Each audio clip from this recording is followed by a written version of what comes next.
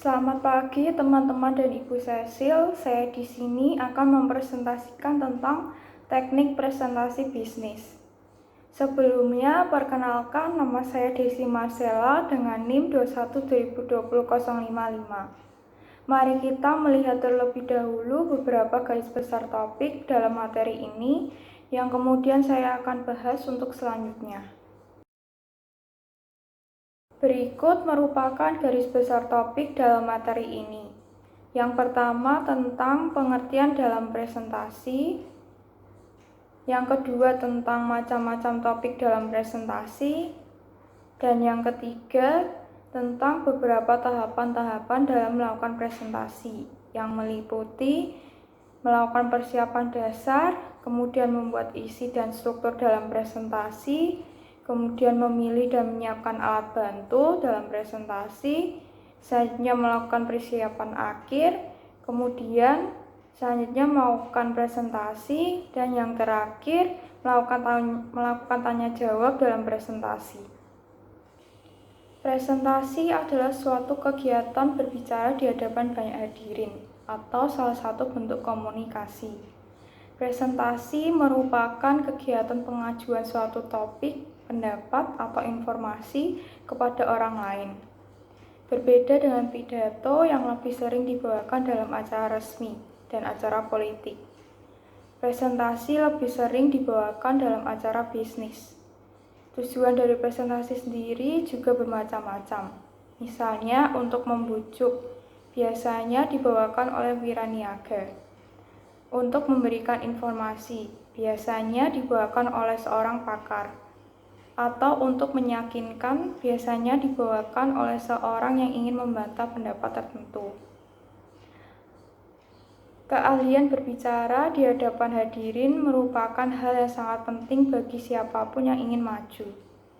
Banyak presiden, wiraniaga, dan pengajar yang menjadi sukses dan terkenal lewat keahlian berpresentasi.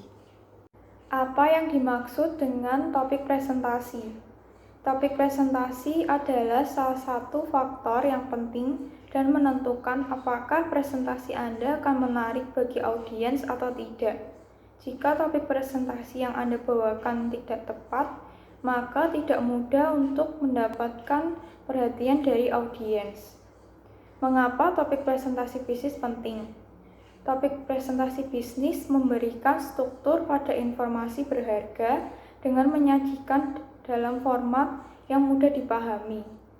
Banyak presentasi menggunakan alat bantu visual seperti slide yang menampilkan data atau gambar yang relevan dengan topik.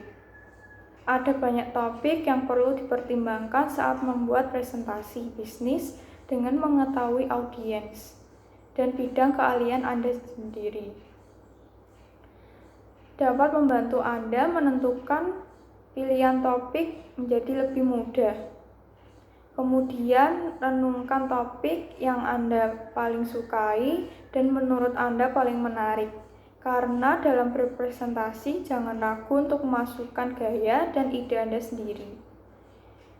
Bagaimana cara menentukan topik presentasi? Yang pertama, niatkan presentasi Anda sebagai upaya untuk memberi. Yang kedua, temukan apa yang menjadi tujuan Anda dalam membawakan presentasi. Dapat secara informatif maupun secara persuasif. Kemudian berbicaralah tentang apa yang Anda ketahui. Kemudian agar poin-poin meyakinkan, sertakan fakta atau data penunjang. Dan yang terakhir, ketika berpresentasi harus fokus kepada upaya untuk berbagi, bukan untuk menggurui. Topik-topik presentasi.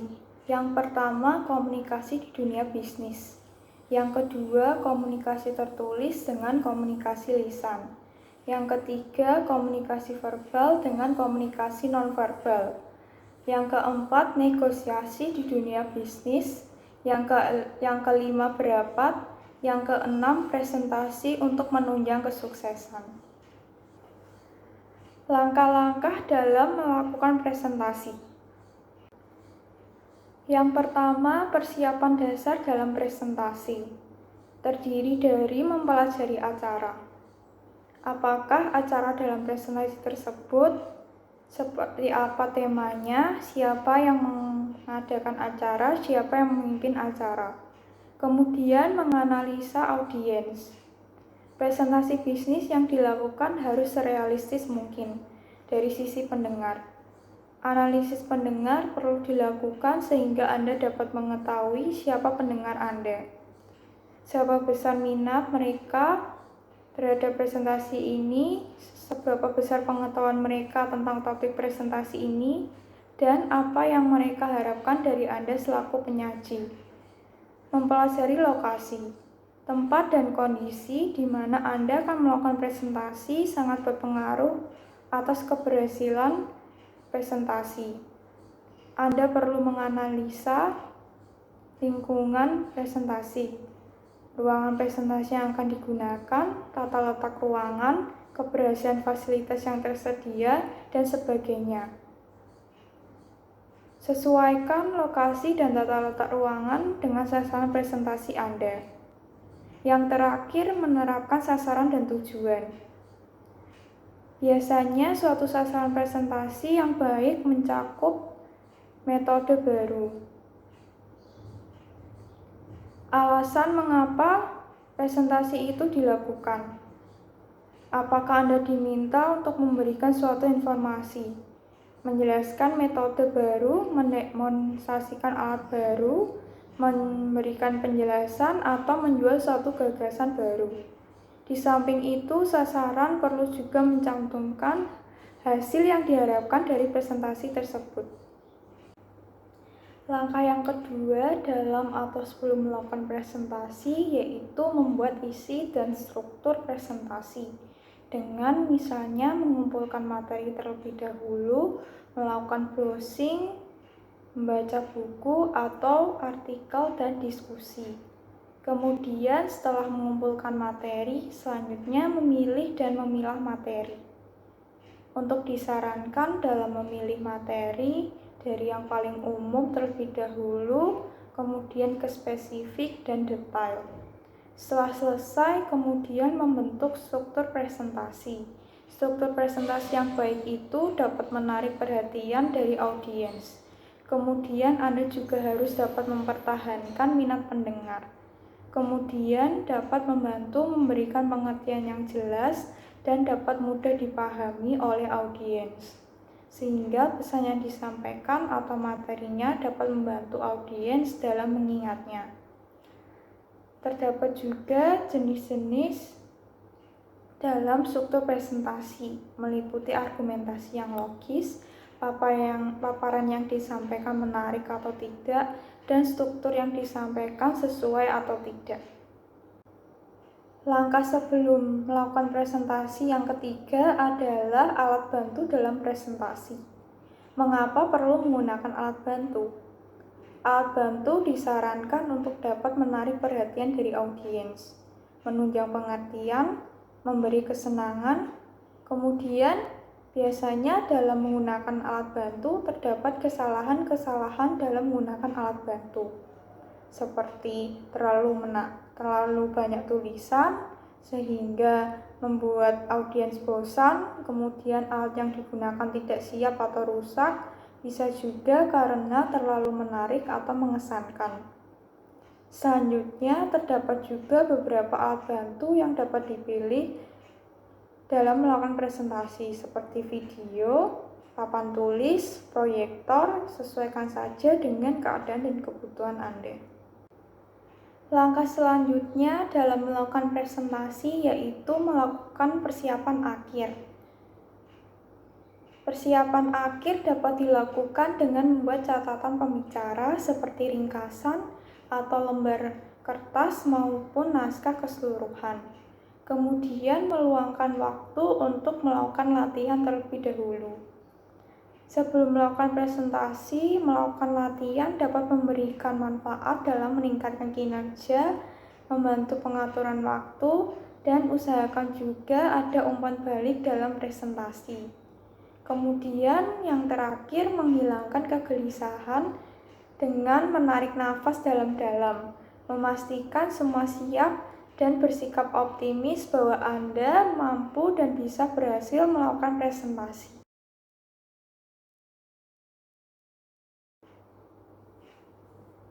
Tahap selanjutnya yang kelima adalah melakukan presentasi.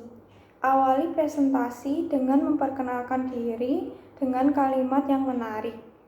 Kemudian pastikan sikap yang baik dengan sikap profesional dan tingkat formalitas yang formal tetapi tetap santai, serta tunjukkan semangat tetap terkendali. Selanjutnya, gunakan suara yang efektif dengan membuka mulut dengan lebar dan bicara lebih lambat. Kemudian, manfaatkan body language atau bahasa tubuh dengan baik seperti kontak mata, mempermainkan alat tulis, dan sebagainya. Kemudian manfaatkan alat bantu dan pengaturan waktu. Dan yang terakhir, tutup presentasi dengan baik, dengan semangat, dan simpulkan presentasi Anda. Tahap paling terakhir yaitu melakukan tanya jawab dengan memperhatikan penanya atau audiens. Serta gunakanlah teknik dalam menjawab dengan mendengarkan penanya dengan baik, jangan menjawab terlalu panjang, dan jangan merasa harus menjawab jika tidak tahu. Sekian presentasi dari saya, mohon maaf bila ada kata yang salah atau kurang berkenan. Terima kasih.